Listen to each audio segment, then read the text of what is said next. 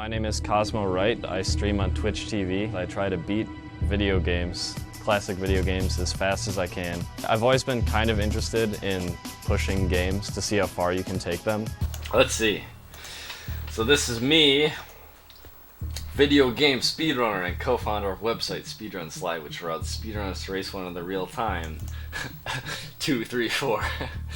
In 2013, Wright held the world record for fastest completion of Ocarina of Time, Wind Waker.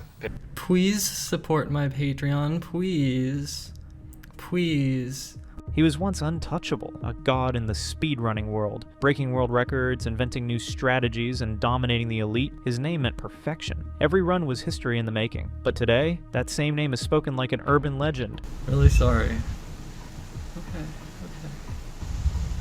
From world records to public meltdowns, from Nintendo stages to complete exile, this isn't just a fall from grace, it's one of the most shocking collapses in internet history. This is the rise and devastating fall of Narcissa Wright. The speedrunning community brings together dedicated gamers who find deep fulfillment in mastering video games at breakneck speeds, pushing hardware and mechanics to their limits while fostering shared excitement, friendly rivalry, and genuine fun. On the surface, it appears to be one of the most positive corners of gaming culture. People collaborating on discoveries, celebrating clever shortcuts, and raising money for charity through live marathons. Yet beneath this wholesome exterior lies a history riddled with intense conflicts and personal scandals, and few figures capture that contrast better than one of speedrunning's most brilliant and unpredictable talents. The scene has produced countless stories of rapid rises and bitter falls, but few are as dramatic, heartbreaking, and widely discussed as the saga of Cosmo Wright, who later became publicly known as Narcissa Wright. At their peak, Cosmo stood out as arguably the most talented, charismatic, and influential figure in competitive speedrunning. They held multiple world records across iconic titles, particularly in the Legend of Zelda series, and their live performances drew massive audiences. Beyond niche leaderboards,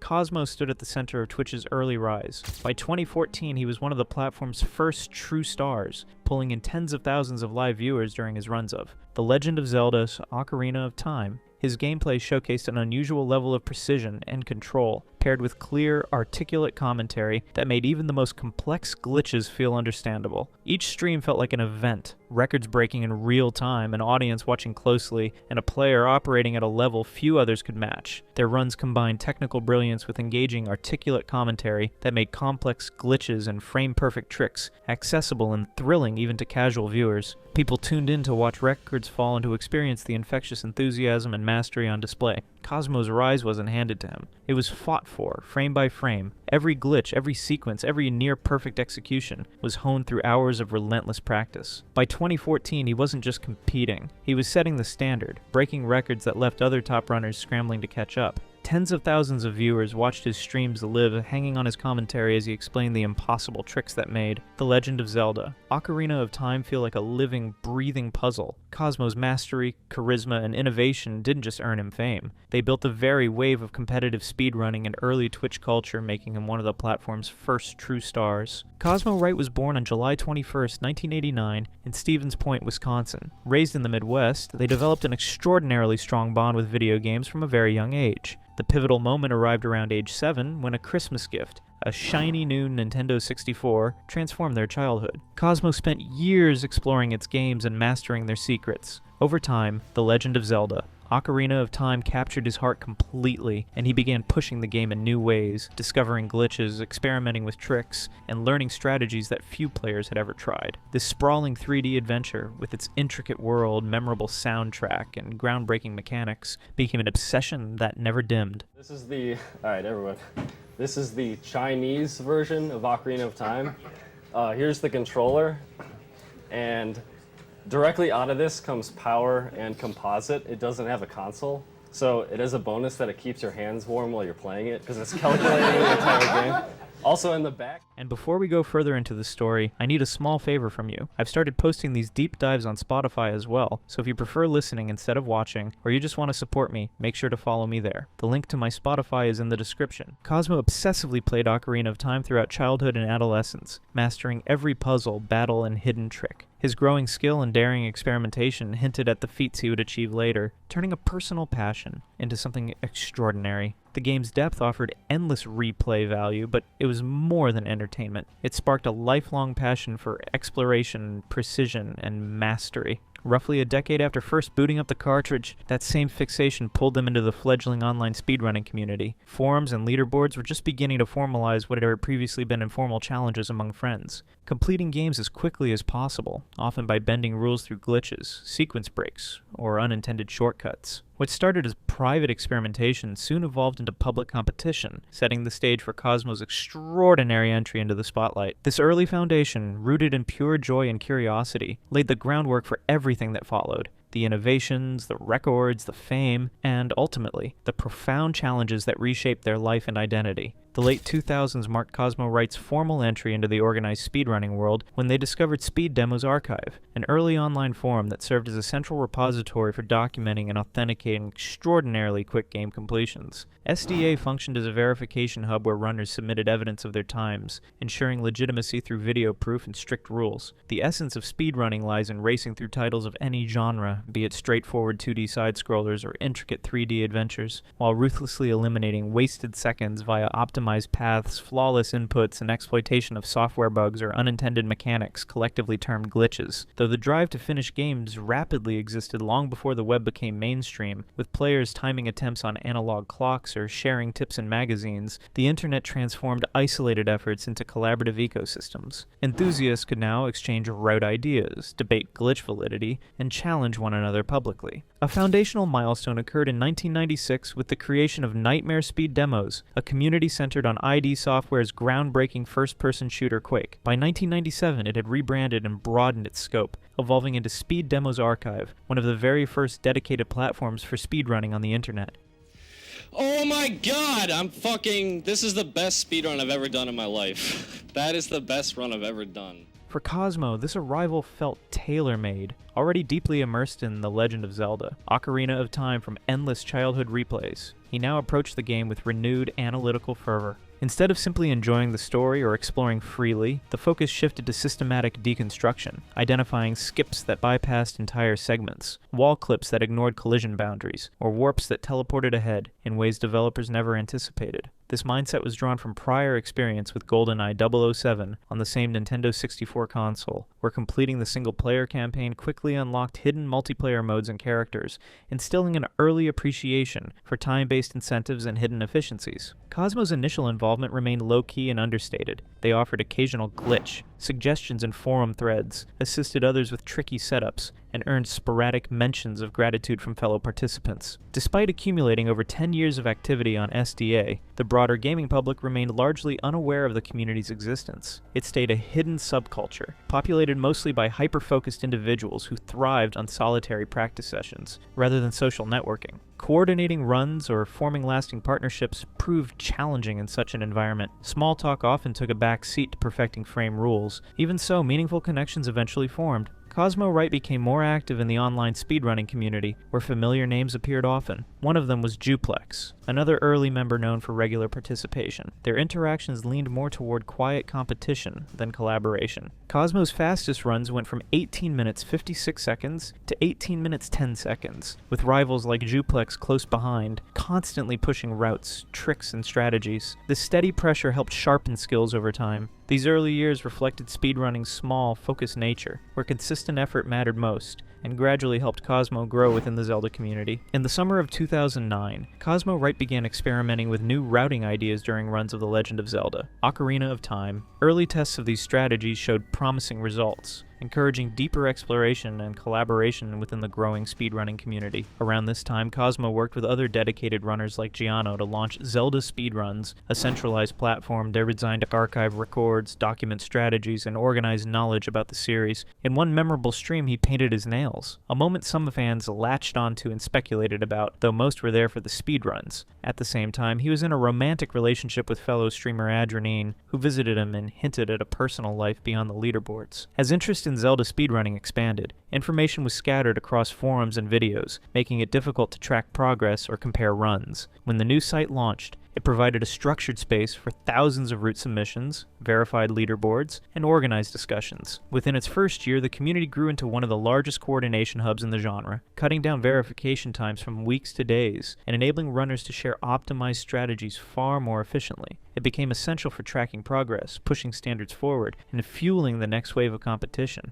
The year 2010 marked a major turning point with the first Games Done Quick event. Despite technical issues and a last-minute venue change, the marathon successfully raised over $10,000 for charity. It proved that speedrunning could reach beyond niche communities and bring people together for a larger purpose. Building on this momentum, Cosmo helped push the idea of live competition further. In early 2011, a 4-player race of Ocarina of Time introduced real-time voice communication and face cams, adding a new level of excitement and interactivity. Soon after Speedruns Live was launched, the platform allowed players to organize races instantly, track results automatically, and compete directly with others. By mid-2011, the platform had grown rapidly, with runners joining daily. This period laid the groundwork for modern speedrunning, turning it into a more connected, competitive, and widely recognized scene. Throughout 2012, Cosmo Wright elevated their role in the speedrunning community by masterfully organizing large-scale races that drew massive participation. One standout event featured a 74-player competition in Ocarina of Time, stretching across 8 intense hours and captivating the audience with its scale and energy. Simultaneously, Cosmo continued honing technical prowess, pushing personal boundaries in runs, while building stronger connections across the scene. The turning point arrived in March 2013 with participation in Awesome Games Done Quick, the winter charity marathon.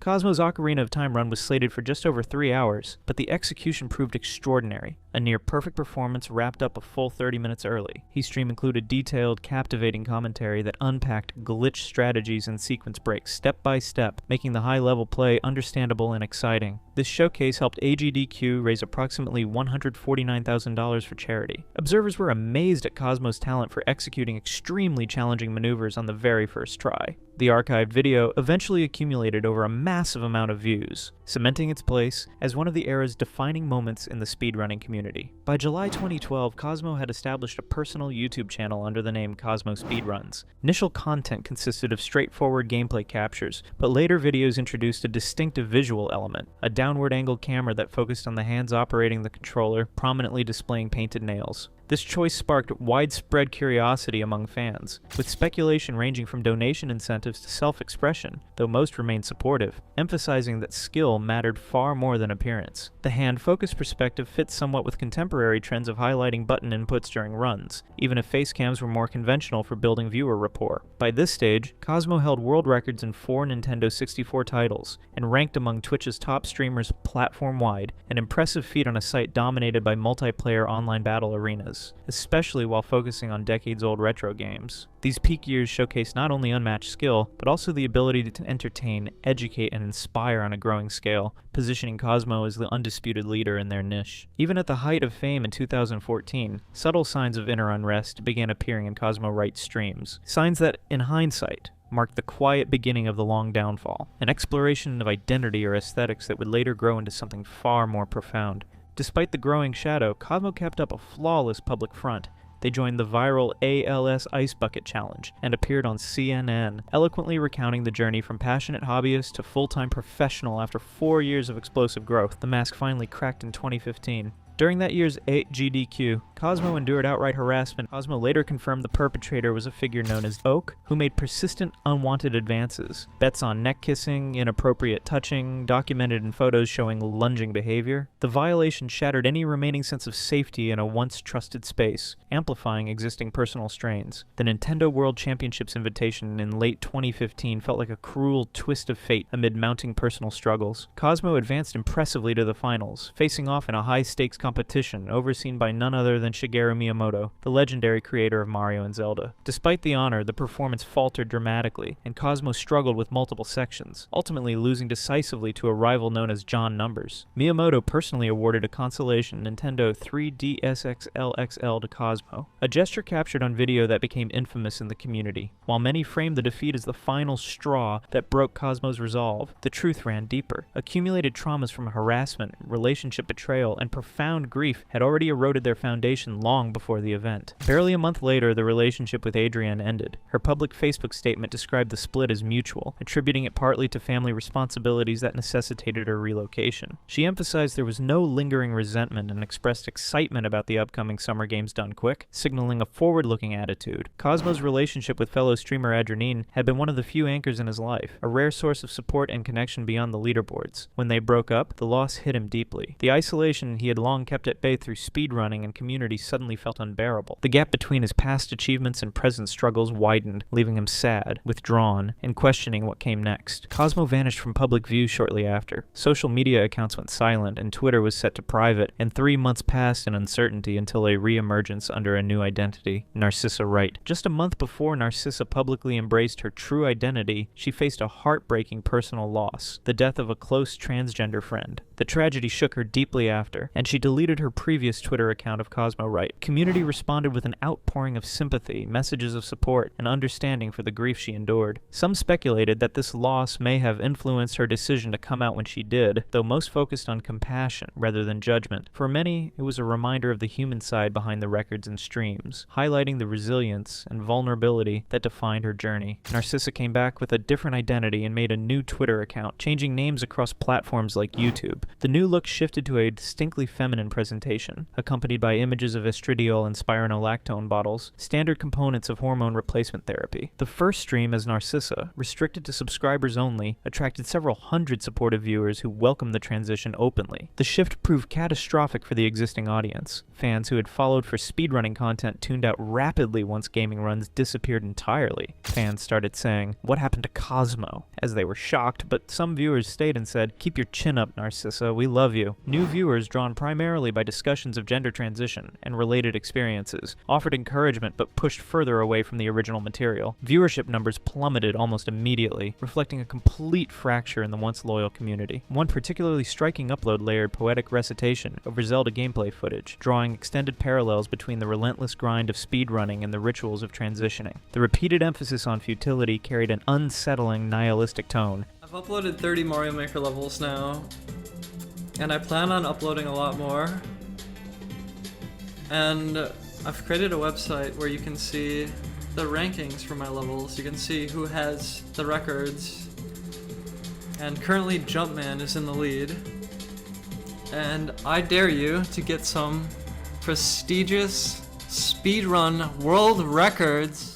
Narcissa also launched a website ranking personal Mario Maker levels, but her on-camera appearances often felt awkward. Long stares at the self-monitor instead of the lens, uncomfortable pauses, and overly loud background music. Fans speculated, especially on the now-defunct Sam and Tolkien subreddit, that her transition may have been influenced in part by the recent loss of a close trans friend. The theory suggested this could explain sudden changes in personality, fading interest in former passions, and her surprising tolerance of Adrienne's escalating infidelity toward the end of their relationship. By 2016, Narcissa Wright's streams and online presence had taken a noticeably darker turn. Physical changes became apparent. Significant weight loss, a gaunt appearance, and behaviors suggesting heavy reliance on cannabis to manage deepening depression. On-camera moments often featured prolonged staring into the monitor's video feedback loop, accompanied by unsettling, crooked smiles that unnerved viewers. Twitter posts echoed this shift, openly discussing drug use as a primary coping mechanism, growing frustration with everyday adult obligations, such as losing health insurance, which may have pushed HRT purchases to unregulated sources, and frequent episodes of crying coupled with a yearning to abandon responsibilities altogether. Years of speedrunning came with a price that Narcissa could no longer ignore. After years of intense play, particularly the grueling sessions of Smash Bros. And Melee, persistent hand and wrist pain had become debilitating. In a tweet reflecting on the physical injuries, Narcissa wrote, "I think it's all the years of playing games that got bad when Smash Wii U came out. I think I met 11,500 matches. I played for long sessions. I was playing Melee at the same time too, and that's even more demanding on your hands. If I play too long, it hurts a lot, and it hurts for a long time afterward. It's been a huge problem. It made me feel like maybe I can't get back into speeder running as much as I want to with Castlevania and stuff, but I was sort of running out of motivation for that as well. It wasn't just the hand issue. I don't plan on going on and doing something, because that's what everyone wants to see. I know people want to see certain things out of me, but I want to focus on stuff that I'm actually passionate about. Maybe that's kind of ungrateful. It's like, I'm only going to do what I'm passionate about. Now please pay for my existence. Maybe that's super entitled, but I feel like I'm at my best when I can work on things I'm actually passionate about. Stuff that's actually meaningful instead of meaningless." This raw admission laid bare the toll of endless grinding, not only physical damage, but a profound loss of drive, coupled with a defiant refusal to produce content just to satisfy lingering fans.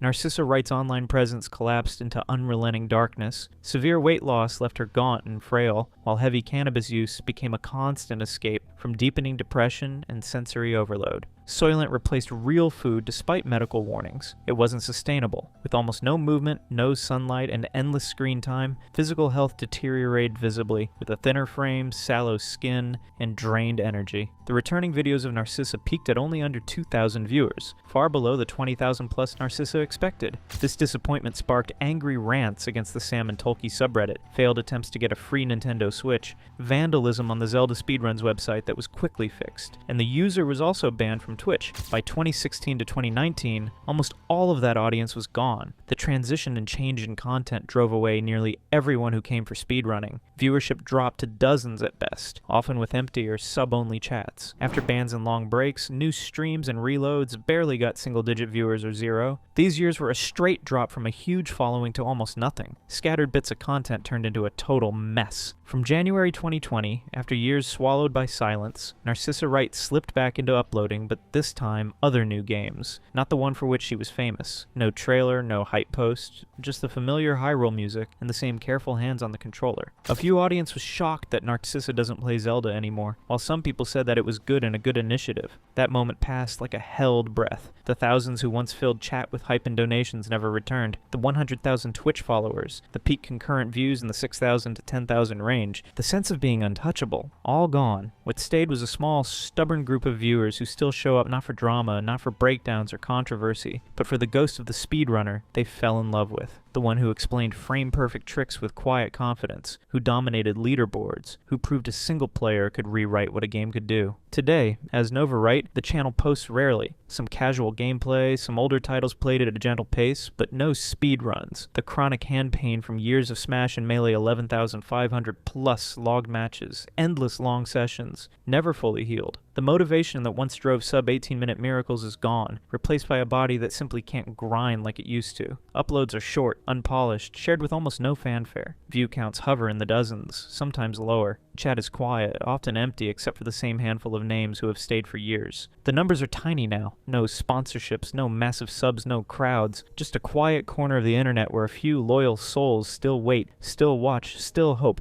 that one day the hands on the controller might move fast again. It's not a comeback story. It's something smaller, more human. A person still playing, still reaching out, even if only to the ones who never forgot who they used to be. What makes this part of the story difficult to understand isn't just the events themselves, but the contrast. On one side, there's the version of Narcissa Wright that many people followed for years, someone deeply involved in speedrunning, building tools, and shaping a community. On the other side, some moments feel disconnected from that image, where reactions, language, and decisions seem harder to explain. For the remaining audience, this created a strange situation. Some people chose to step away, while others stayed, trying to make sense of what they were seeing. Not everything was clear, and not everything had context. And over time, as uploads became less frequent, that confusion slowly turned into silence. Then came a shift that felt subtle but noticeable. The removal of Formerly from the Cosmo Speedruns channel, followed by a new upload reflecting on past achievements, suggested some kind of reset. The tone felt different, more controlled, and less expressive in the way that people had come to expect. Shortly after, the introduction of the Nova Wright channel added another layer to this change. What stood out to some viewers wasn't just the new content, but what was missing. The presentation felt more neutral, more stripped down. Small details led to speculation, but not necessarily answers. And without clear explanations, people began filling in the gaps on their own. At this point, it's hard to say what direction things are really moving in. Is this a deliberate step toward something more stable, or just another phase in a long and complicated online presence? And maybe the more important question is, are we seeing a genuine change, or just another version of the same story playing out differently? If you want to see another story where things don't go the way the people expected, you might want to check the video on your screen now. It follows a creator whose entire online presence slowly unraveled in a way that's hard to ignore.